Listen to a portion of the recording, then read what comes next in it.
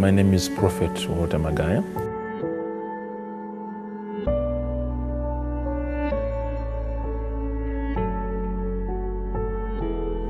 I was born in Mondoro area, which is in Zimbabwe, and I grew up in Chitungwiza. Welcome to the house where it all began 4 years ago. What you see here is what it was in everything. The first miracle happened there when a blind man walked in here and shouted, "I can see." This was my bedroom, and seems like it's also locked, but the bed that I used is still there. The wardrobe that I was using is still there.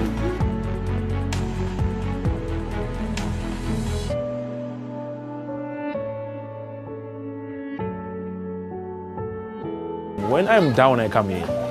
Whenever I feel down, whenever I feel discouraged, I come here. And the reason why I come here is to revive my mind and say, I'm not above anyone. It's grace to be where I am. So basically, this is the house. I completed my education there as well, my high school there.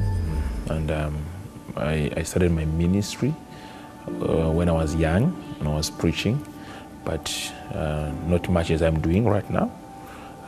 PhD Ministries was then later born 4 years ago.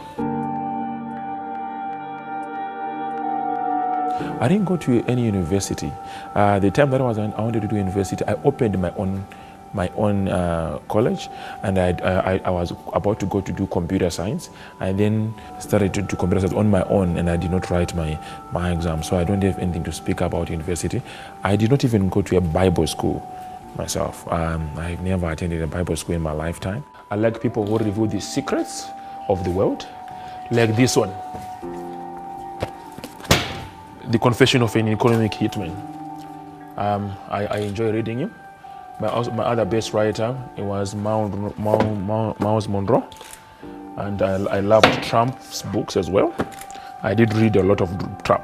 I can say all his books, and John Maxwell. Those are my best writers that I always read, and I read 4 books every month. I'm a person who grew up in a Christian family. My mother used to force me to go to church. She used to say, if you don't go to church, you won't eat in this house. So my first motivation of going to church was food. Then it was transformed to ministry. This was the mango tree that we used to feed on. When we bought this place, it had 24 trees. And now there are about 4 trees that are left. I don't know what has happened. I grew up in a tricky life, a tricky environment, where I wasn't so sure what to do, how to react to situations. One of my first books to finish was Who Moved My Cheese? I can't remember the writer, but it was 2001. That is the book that motivated me to read. I think I rebought it somewhere. I will check the writer. I've forgotten the writer, but that was one of my first books to read and complete. It's called Who Moved My Cheese? It was speaking about thinking outside the box. It was thinking about not staying at one position, moving towards your goal. It was saying that time can change things and the environment can be changed. So it made me to understand the migration of the old years to the new years. An environment is an influence in our lives, because talent alone is not good enough. You may be talented, but if you're in a wrong environment, you cannot exploit your talent. This guava tree that you see here is the guava tree that gave me my first project. And that guava tree that I've cut, they've given me my first projects to. When I sold the guavas, I then bought the blackboard, which I then used to start a project of computers. So this is where it began. This is my parents' house. When I finished my A-levels, I found myself doing more than 80 projects. I did almost everything. I had a butchery, I had an IT company, I had a college. I did buying and selling of almost everything. At some point I was a vendor. At some point I did almost everything. I was a border crosser. I could go to different countries to sell different things. So I did almost everything, trying to find myself, and I couldn't find myself.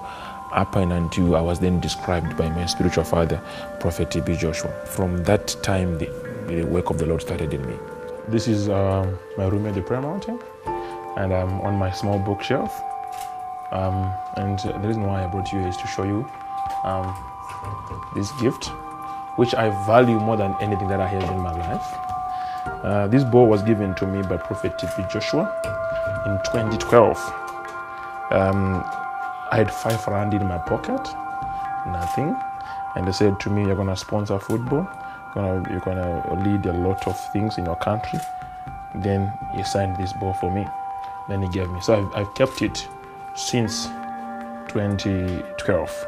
And it has become part of me in a way. PhD Ministries means prophetic healing and deliverance ministries. I was in BLCC, Blood of the Lamb Christian Community, which is a community in Roman Catholic. In that BLCC group, which is led by Father Michael Hood, is still alive and still kicking. I was leading the department of the prophetic healing and deliverance in Chitungwiza, a small section. I was not the lead of Chitungwiza, but that's a small section of prophetic healing and deliverance at some point. So when we were doing that, I started to move around different cities, making sure that people are delivered, making sure that people that are healed. And then in 2012, in October, 28 October, Father Michael Wood called me to his house and said, I feel that you have grown. I feel that you are mature. And I feel that your vision is different from my vision. So I feel that you must start your own things. Hence, I was leading the prophetic healing and deliverance department. Then I just said prophetic healing and deliverance. Then I added ministries. That's how it was born. It was 600-seater maximum, 500 somewhere there. And I used to preach whilst I'm at that point. This is it. Standing here and the wall is full used to sound as a great achievement. And I was not yet exposed. To other great environments. And for me, it was a great achievement. Looking now at what is there, we can tell that it wasn't an achievement, which makes me now want to drive the young men to see greater things before they approach it. That's why I've got a teaching, declare the end from the beginning. Okay. And then from there, we were 45, 2012. And by 2013 January, we were around 500. And by 2013 June, we were 6,000. By 2013 December, we moved to where we are right now. We are about 9,000. By 2014 February, we are now about 40 to 50,000. And 2014 November, we clocked about 200,000 to 300,000. 2015, we went to at least 1 million. It was so difficult for us to be able to pay for it.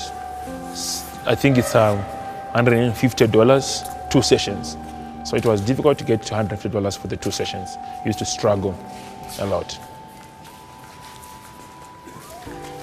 The more they increase, the more the obligation increases. I want to meet the need of a person. If a person wants money, I want to give them money. If a person wants healing, I want to give them healing. If a person wants deliverance, I want to give them to be delivered. If a person wants a prophetic word, I want to give them the prophetic word. So as they increase, that mind of wanting to help them more is always in me. I want to help them. I want to make them feel different. I want them to feel important. You are shifting to a higher level. You are shifting to a higher level financially. Properties.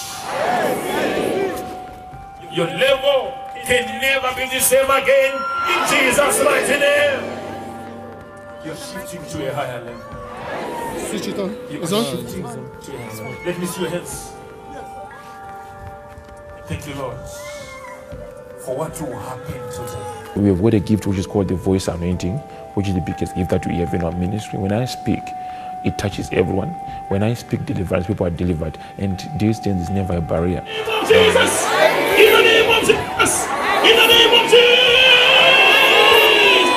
Because faith is centered on what you think, and you get results on what you are centered on.